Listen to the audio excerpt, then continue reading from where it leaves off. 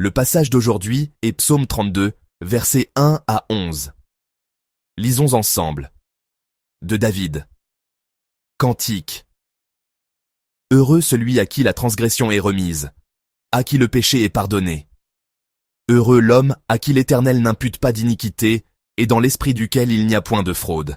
Tant que je me suis tu, mes os se consumaient, je gémissais toute la journée, car nuit et jour, ta main s'apesantissait sur moi. Ma vigueur n'était plus que sécheresse, comme celle de l'été. Pause. Je t'ai fait connaître mon péché, je n'ai pas caché mon iniquité. J'ai dit, j'avouerai mes transgressions à l'Éternel, et tu as effacé la peine de mon péché. Pause. Qu'ainsi tout homme pieux te prie au temps convenable. Si de grandes eaux débordent, elles ne l'atteindront nullement. Tu es un asile pour moi, tu me garantis de la détresse, tu m'entoures de chants de délivrance. Pause. Je t'instruirai et te montrerai la voie que tu dois suivre. Je te conseillerai, j'aurai le regard sur toi. Ne soyez pas comme un cheval ou un mulet sans intelligence. On les bride avec un frein et un mors, dont on les pare, afin qu'ils ne s'approchent point de toi. Beaucoup de douleurs sont la part du méchant, mais celui qui se confie en l'Éternel est environné de sa grâce. Juste, réjouissez-vous en l'Éternel, et soyez dans l'allégresse. Poussez des cris de joie, vous tous qui êtes droits de cœur. Amen. Dans son Éthique, le philosophe Aristote a déclaré que tous les actes humains ont un but, et parmi ces buts, le but ultime et suprême est le bonheur. Oui, tous les êtres humains recherchent le bonheur et vivent pour lui. Cependant, il semble que peu de gens sur cette terre sachent ce qu'est le vrai bonheur tout en le recherchant. En effet, la plupart des gens recherchent l'argent, l'honneur et parfois la santé pour être heureux. En cherchant le bonheur dans ces choses visibles comme l'argent, l'honneur ou la santé, ils pensent que si ces choses disparaissent, le bonheur disparaîtra aussi. N'est-ce pas la réalité? L'argent, l'honneur et la santé sont destinés à disparaître à un moment donné. Si cela arrive, le bonheur disparaît-il vraiment? Si nous cherchons le bonheur à travers ces choses, nous ne le trouverons jamais. Alors, comment pouvons-nous obtenir le vrai bonheur? Le texte que nous avons lu aujourd'hui nous enseigne cette vérité. D'où vient le vrai bonheur? Le psaume d'aujourd'hui est traditionnellement le deuxième des 7 psaumes pénitentiels. La prière de David confessant ses péchés et se repentant est le texte d'aujourd'hui. Cependant, le texte d'aujourd'hui ne nous parle pas seulement d'une prière de repentance. Il contient un fait important à connaître à travers la prière de repentance, une leçon importante à tirer de la prière de repentance. Si vous regardez le titre du psaume d'aujourd'hui, il est écrit « de David, cantique ». Le terme hébreu original pour ce titre, mashkil, a le sens de sagesse, d'instruction, d'enseignement. En d'autres termes, le texte d'aujourd'hui n'est pas seulement une prière de repentance de David, mais aussi un psaume de sagesse qui enseigne quelque chose à travers la repentance de David. Au début du sermon, David, en même temps qu'il se repent, déclare une chose importante liée à cette repentance. C'est la bénédiction. C'est une proclamation de « heureux ».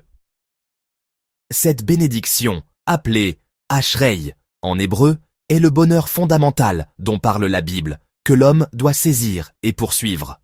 En d'autres termes, le texte d'aujourd'hui nous dit que se repentir et être pardonné par l'Éternel est la bénédiction la plus fondamentale que l'homme doit obtenir et le plus grand bonheur qu'il doit rechercher. Lisons ensemble les versets 1 et 2 du texte d'aujourd'hui. De David. Cantique. Heureux celui à qui la transgression est remise, à qui le péché est pardonné. Heureux l'homme à qui l'Éternel n'impute pas d'iniquité, et dans l'esprit duquel il n'y a point de fraude. Amen. David décrit le pardon des péchés sous 3 formes. La transgression est remise. Cela signifie que la rupture de l'alliance avec Dieu a été résolue. Le premier péché de l'homme a été de rompre la promesse avec Dieu, n'est-ce pas? Cueillir le fruit que Dieu avait dit de ne pas manger, rompre cette promesse, est le péché de l'homme, et cela a été résolu. Et il exprime que le péché est pardonné.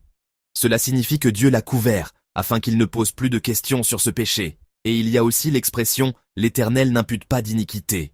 Cela signifie qu'il n'est plus tenu responsable, qu'il n'est plus déclaré coupable au tribunal. David a ainsi résolu le problème du péché.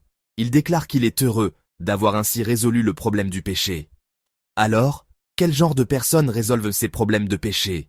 Le verset 2 dit que « l'homme dans l'esprit duquel il n'y a point de fraude ». c'est-à-dire celui qui n'a pas de cœur trompeur, et celui dont la transgression est remise, dont le péché est pardonné, et à qui l'Éternel n'impute pas d'iniquité. Le pardon des péchés est une grâce unilatérale que seul Dieu peut accorder, et qui ne vient que de lui. Cependant, il y a une condition préalable pour recevoir cette grâce. C'est la sincérité, de ne pas cacher son péché devant Dieu. Le verset 2 dit cela. Il faut reconnaître et confesser son péché à Dieu, c'est-à-dire se repentir. Que se passe-t-il si nous ne reconnaissons pas, ne confessons pas et ne nous repentons pas de nos péchés? David est resté silencieux face au péché. Alors, il décrit ainsi les difficultés qu'il a subies aux versets 3 et 4. Lisons ensemble les versets 3 et 4 d'aujourd'hui. Tant que je me suis tu, mes os se consumaient, je gémissais toute la journée, car nuit et jour, ta main s'apesantissait sur moi. Ma vigueur n'était plus que sécheresse, comme celle de l'été. Pause. Amen. Cacher et ne pas reconnaître le péché se manifeste par le silence. L'expression d'un orgueil obstiné est le silence. Dans le premier moment de péché qui apparaît dans la Genèse, Adam se cache malgré la venue de Dieu. Il était silencieux. Le fait de se taire et d'éviter le péché est l'image d'Adam, qui a commis le premier péché. Le silence ne peut jamais être un état de paix. Au contraire, il ne fait qu'aggraver le problème. Même entre les conjoints, certaines personnes doivent résoudre le problème en l'exposant immédiatement et en se battant, tandis que d'autres ne disent rien. Je suis plutôt de ce dernier type. C'est pourquoi ma femme est assez frustrée. Quand un problème survient, je ne parle pas et je reste silencieux. Mais ce silence brûle davantage le cœur de l'autre personne. J'essaie donc de corriger beaucoup ces choses. En effet, si je ne parle pas, les malentendus s'accumulent. L'Écriture d'aujourd'hui nous dit que lorsque nous gardons le silence face au péché, ce silence ne résout pas le péché, le problème, mais au contraire aggrave le problème et conduit à la faiblesse physique et à la souffrance spirituelle. Plus nous cachons nos péchés devant Dieu, plus la souffrance s'aggrave, et nous ne pouvons jamais échapper à cette souffrance par la sagesse humaine. Bien sûr, nous ne pouvons pas dire que toutes les raisons de la souffrance humaine sont dues au péché. Il n'est pas juste de dire que nous sommes malades, nous avons des difficultés, nous avons des problèmes insolubles, tout cela est dû à mon péché. Au contraire, connecter ainsi tous les événements au péché est une pensée superstitieuse. Nous disons conjurer le mauvais sort, n'est-ce pas? Pourquoi devrions-nous connecter inconditionnellement le péché et la réalité de nos souffrances, comme si nous avions commis une faute? Cependant, nous pouvons accepter que le péché humain est très proche de la souffrance humaine. Il n'y a pas de fumée sans feu, n'est-ce pas? Il n'est pas tout à fait faux que la souffrance vienne dans nos vies, parce que nous avons clairement trop de péchés à nous repentir. Nous sommes nés pécheurs, et nous sommes encore pécheurs maintenant.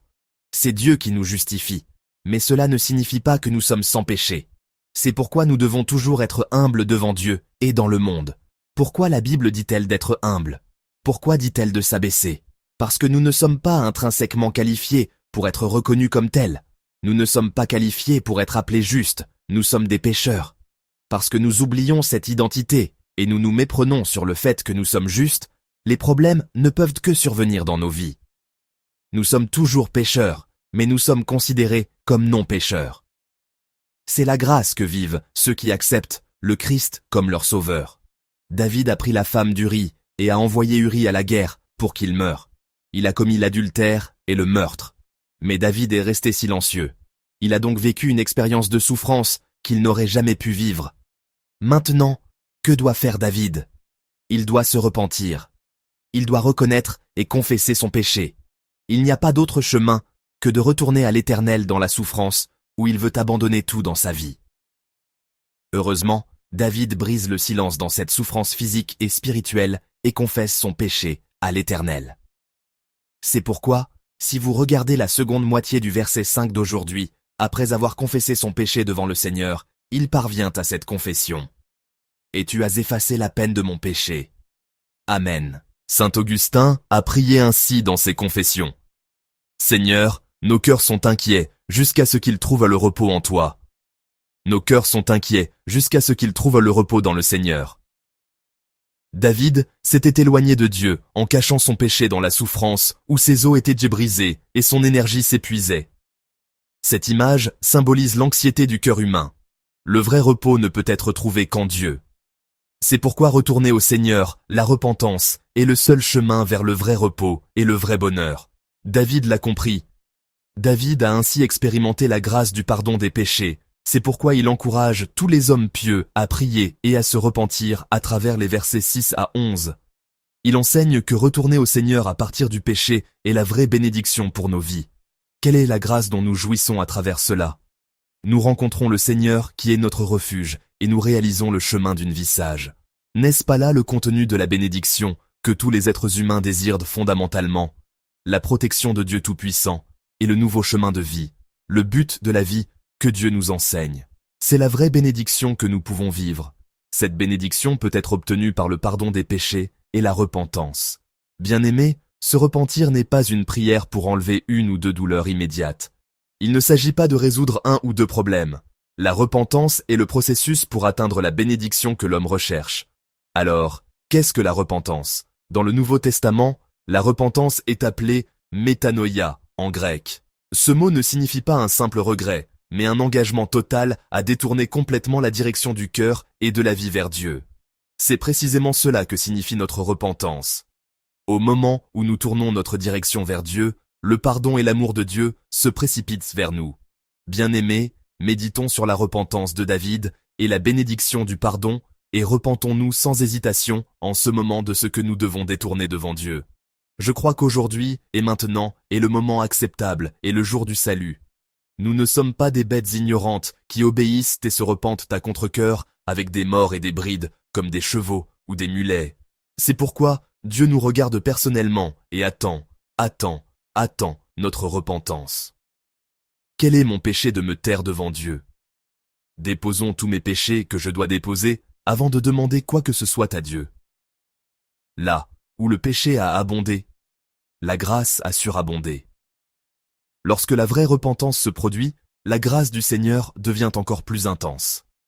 La repentance est un voyage spirituel qui commence par la confession, obtient le pardon et se termine par l'obéissance. Je vous bénis au nom du Seigneur, pour que vous soyez, en ce matin, à la fin du voyage spirituel, pour obtenir le pardon de Dieu par la repentance et atteindre la plus grande bénédiction que l'homme puisse vivre, la bénédiction fondamentale.